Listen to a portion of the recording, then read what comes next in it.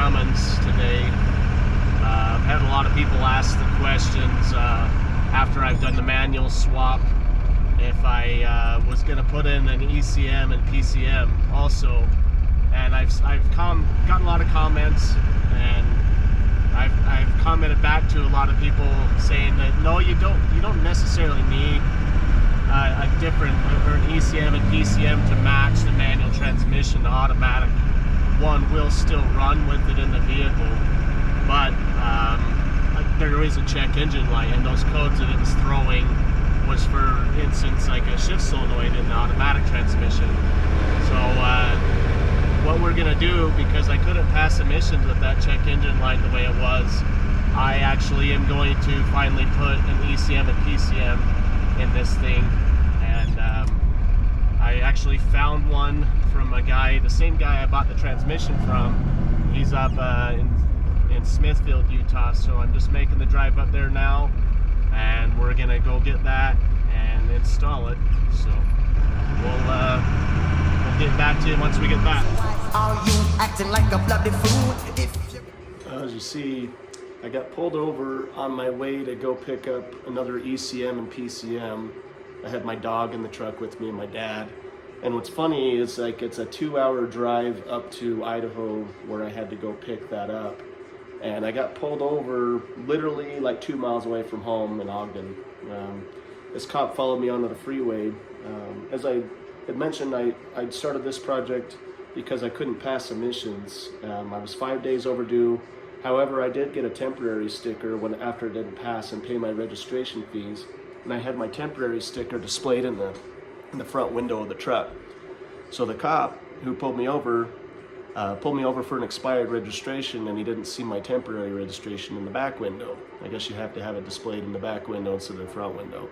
So he proceeded to write me a warning for the expired registration, and then when he come back to the truck, he came back with one of them tint meters and started measuring my tint darkness on the truck, and I failed that. And then he said I needed mud flaps as well, which is kind of a crock of shit. I've been driving this truck around for almost over a year and never have gotten pulled over for my tint or mud flaps. I don't have a lift on the truck. I got the stock tire size. It doesn't stick out past the fenders. But anyway, I had to rip my tint off. I had to put some mud flaps on it and fix a rear dome light above the cab when you tap the brakes, and then proceed to put this ECM and PCM in the truck and get it to pass emissions. So I got it to pass emissions. I got a plate on it again now. But yeah, that was kind of crazy. Get pulled over on my way. I'm trying to do the right thing and fix the truck and make it legal, but nevertheless, UHP in Utah, they don't mess around. All right, we're getting ready to put the other ECM back in. I'll show you where we got it out. It's going to be easiest if you pull this filter basket right here out, and then you're going to have to get to those. It's right there where it's at. I have it out right now and unplugged. It's 10mm bolts, and there's a little Allen bolt that goes in the middle of the plug to pull that out. So, yep, we'll get ready to dive in. Alright, so we're in the process of swapping out the PCM now. I have the manual PCM going back in there.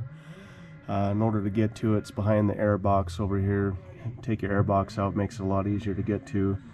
The screws are just a Phillips head.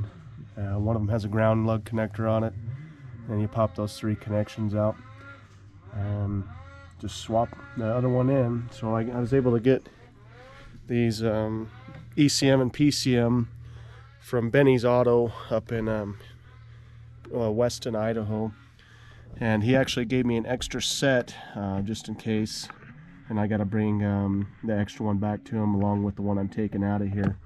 So we'll get to doing that, and I'll check back in with you when I start on the ECM. Alright, hopefully you can hear me in this video. I've got my heater running here in the garage. Yeah. So anyway, we got the ECM and the PCM put in this truck, and there's a couple issues. One, I had to take the fuel filter off to get to the ECM, and then when I put it back together, I lost my prime, so I had to go back through and bump the starter to get the lift pump to run, and then crack that line on the injection pump so it can get some air out. And then I cracked just cracked open the injectors 1, 3, and 4, just loosened them a little bit, and then prime the system that way, run the starter, and let the injection pump kick on to blow out any bubbles that could have been in the system. But I'll show you what's going on now. Now it'll start. It still kind of acts like there's kind of a fuel prime issue, but when it starts up, I'll have my tachometer gauge for a minute, and then I'll lose it after about 5 seconds. So I'll kind of show you what's going on here. Okay, we're just gonna start this. So we got the wait to start light. It's doing its thing. Actually, this one kicks on immediately. I think my old ECU was starting to go bad because I had a delayed wait to start light. So we'll let that kick off, and then we'll watch it start up. Oh. So it runs rough idle for a second, 5 seconds, and then tachometer kicks off, and we are smooth running now, and it runs normal. So I put the sensor, I put my code reader in it, and it's kicking me back a fault for the camshaft position sensor. I don't know if that's related to me just swapping the ECU, but I know the camshaft position sensor's a real pain in the ass to get through on these, so is the ECU, so it's kind of a trade either way.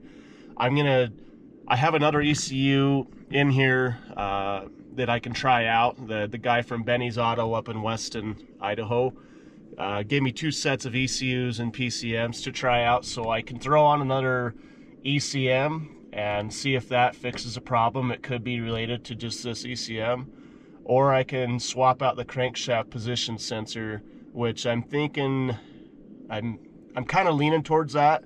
Maybe there was already a problem with the crankshaft position sensor, and the other ECU wasn't really picking up on it, but there's probably problems with that ECU. So I'm going to try the crankshaft position sensor first. That's the code it's throwing me.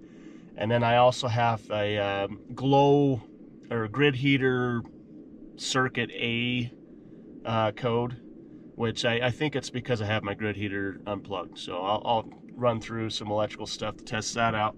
But after that, we should be legal. I test drove it yesterday coming from my dad's house back to here, and it has that rough idle for the first 5 seconds, but it actually runs really good after that. I really like the PCM has some software built into it for anti-stall, and I noticed that immediately. I can start out in 2nd gear now really easily, pop the clutch out, and it doesn't even come close to dying. I was using granny gear everywhere for about the last year, so I didn't even realize what I was missing out on. But if you ever do the Cummins swap, or not Cummins swap, but swapping the transmission from an automatic to manual, and you haven't done your ECM and PCM, I suggest you do it. What a night and day difference. My codes went away that the truck was giving me for shift solenoid A, shift solenoid B, output, shaft speed. Those went away. So I think definitely needed to do the ECM change and PCM change. So stand by. I'm going to throw a camshaft position sensor in it, and you guys get to watch. Alright, so I changed that camshaft position sensor, which, by the way, is a real pain in the ass. It's between the injection pump and the power steering pump. Really hard to get into. But anyway, that wasn't even the problem. I put that other one on, and I still was having to lose my RPM gauge. So I popped that other ECU back on, which had to do the job twice. But now we got it running good. And there's no check engine lights. I still got a brake and an ABS light. But man, what a project. It's all done now. If you haven't changed your ECM and PCM after you swapped from an automatic to a manual transmission, you're going to want to do that. Night and day difference. The truck looks way better. It's overall just it ends up running better. So the ECU brings the engine RPM down about 100 RPM kind of helps with shifting. It also helps with starting out with the clutch. But as you see right now, I can start out in second gear, and yeah, it lugs. It's doing everything it's supposed to. I should have done this a long time ago, but of course, money and not wanting to pull this into the shop and work on it. There's some reasons why I didn't get to it, but now it's done. There's no check engine light. I can go get my emissions done now. Pass. So I'm gonna go do that this next week. But thanks for watching this thing, and thanks for sticking around to the end. If you haven't liked and subscribed already, please do so. I made this video to kind of follow up with my transmission swap video, and I hope this answers a lot of people's questions of ECM PCM and check engine light codes that they was getting. Hope this helps everybody out. So for instance, right now, second gear, dead stop, I can release the clutch now, and it doesn't kill. And the anti-stall works, and it's really running good. It's running really good. So thanks for sticking around to the end.